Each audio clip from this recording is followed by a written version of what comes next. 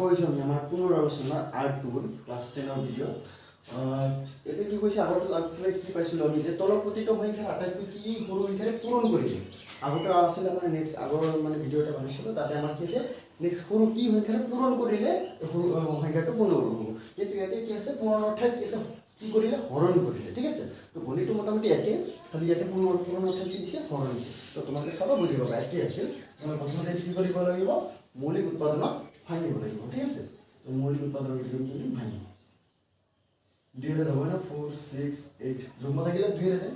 2 2 গুণ 4 2 3 গুণ 6 2 4 গুণ 8 আকৌ যুগ্ম আছে 2 দি যাব 2 1 গুণ 2 2 1 গুণ 2 1 থেকে 14 2 7 গুণ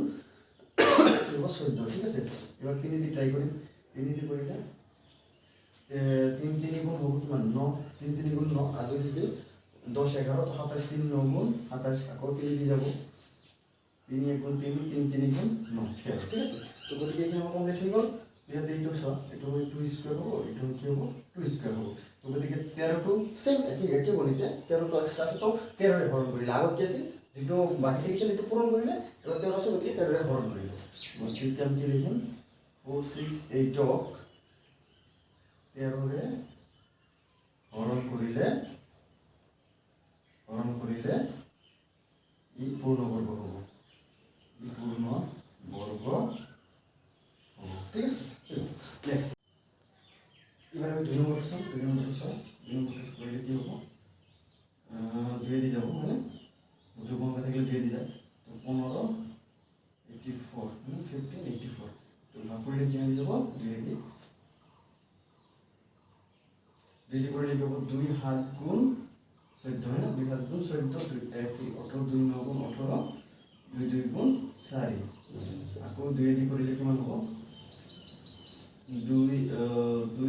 3 গুণ 6 है ना 2 3 গুণ 6 থেকে 19 2 9 গুণ 18 2 6 গুণ 12 আকৌ 2 দিয়ে করলে 2 1 গুণ 2 এটা থেকে 19 16 2 9 গুণ 18 এই থেকে হলো 2 8 গুণ 16 ও 2 দিয়ে যাব 2 দিয়ে করলে কিমান হ'ব 2 9 গুণ 18 2 9 গুণ কিমান হ'ব 18 এক থেকে 18 2 9 গুণ 18 99 99 কি হয়ে যাব 3 দিয়ে করলে পারি 3 3 3 গুণ 9 3 3 গুণ 9 এক 3 দিয়ে করলে 3 11 গুণ কিমান হ'ব 33। তো গতিকে এই দুটো 6 দুটো মিলে স্কয়ার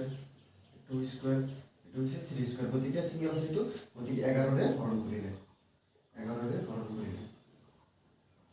ঠিক আছে 11 রে হরণ করিলে এই কি পূর্ণবর্গ হবে। নেক্সট আমি সামনে এটা